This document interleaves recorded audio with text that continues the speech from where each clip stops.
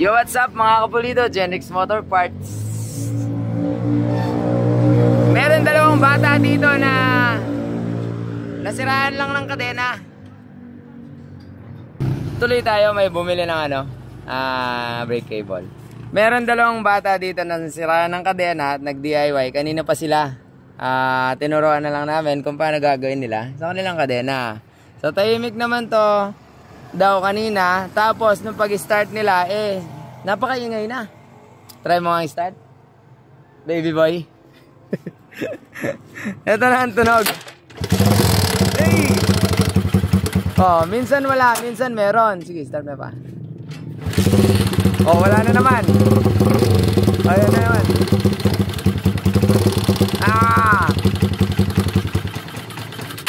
So, naka-experience namin ng ganito mga kapulido. Share ko lang. Minsan nakakapagtaka nga naman, di ba? Nagtaka nga kayo eh. Sabi nila, katay-tahimik niyan, bigla na lang gumanon after nilang gawin yung sprocket ay kadena.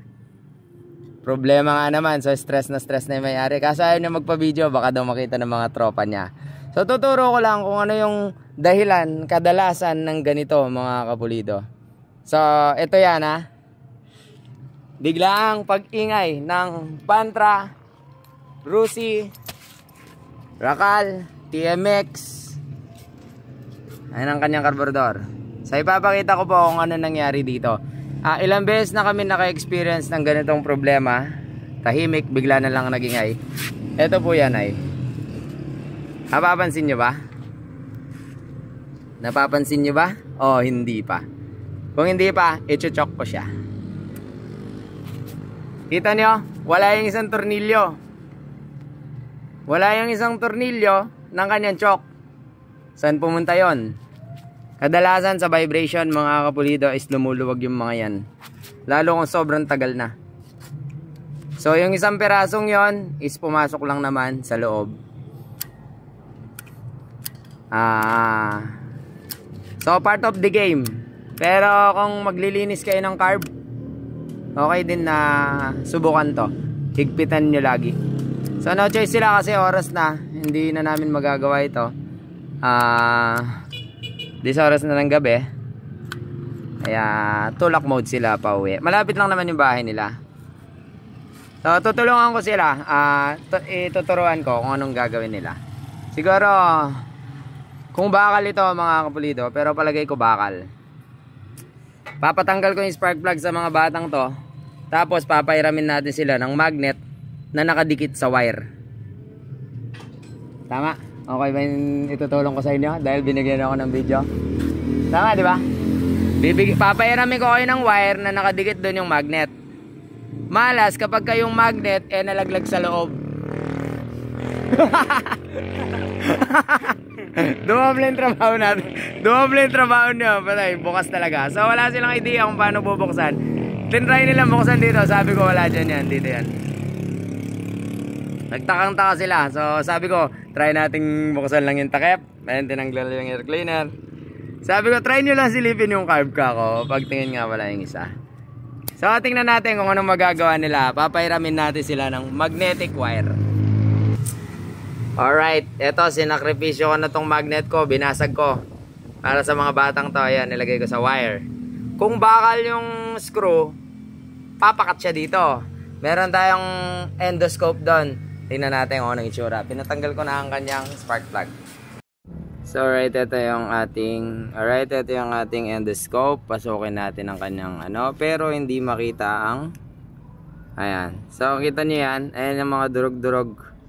Ayan mga suntok ng tornilyo. Ang problema, hindi natin makita yung pero try nating UP ang camera para kung sakaling makita natin.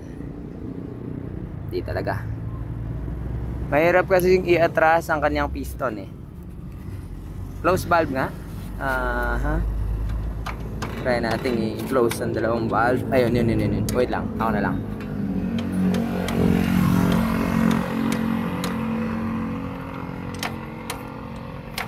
Nakabara kasi yung bolt Ayun, mga tulit. Yan na ang sagad talaga ng bottom dead center. Hanapin natin. Hindi talaga makita ng cam kasi mahaba yung cam eh. Try natin iliko.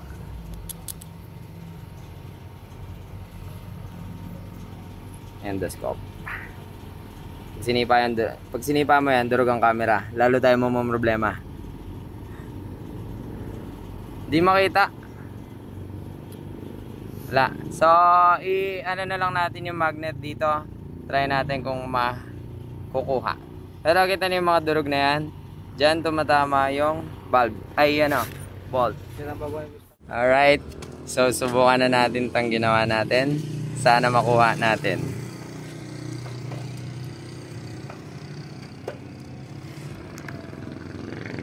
Steel bore nga pala to. Kumakapit siya sa kanyang bore. Hop! May nadakit na isa. Ayan. Ayan ano tong dumikit? Isang parte to. Ayan Ito yata yung ulo ng bolt. Ayan. Nakaisa. Try pa natin mag-sneak sa baba. Pero unidentified eh. Pero syempre, mukhang ulo nga ng bolt to. Syempre, nakabugbog na siya. Try pa natin mag-sneak. Baka may makuha pa tayo. Ayan. Dumidikit sa valvula yung magnet. Kung chrome bore sana to, hindi siya didikit-dikit sa kanyang bore. Hala na. Sige nga, try nyo i-start. Alright mga kapulido, masaya na yung mga kabataan, tahimik na. Salamat sa panonood. Naway may napulot kayong aral sa video ito. Hanggang sa muli natin pagkikita. Paalam. Thank you.